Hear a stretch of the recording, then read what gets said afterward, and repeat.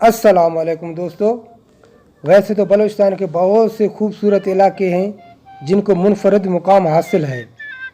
इन इलाकों में से एक सरसब्ज़ शादाब और दिलफरेब इलाका पीर गैब भी है, जो बलूचिस्तान के ज़िला बोलान में वाक़या है। इस हसीन इलाके में पहुंचते ही ऐसा मालूम होता है कि हम जन्नत में आ गए हैं। जिस तरफ नज़र उठती है वहीं कुछ लम्हों के लिए ठहर जाती है। चारों तरफ खूबसूरत पहाड़ में छम छम करता साफ़ व शफाफ और ठंडा पानी आबशार की सूरत में बहता है।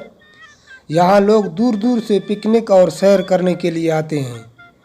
अच्छा दोस्तों, चैनल को लाइक और सब्सक्राइब करें और बेल आइकन को प्रेस करें ताकि आप लोगों को नई अपडेट मिले।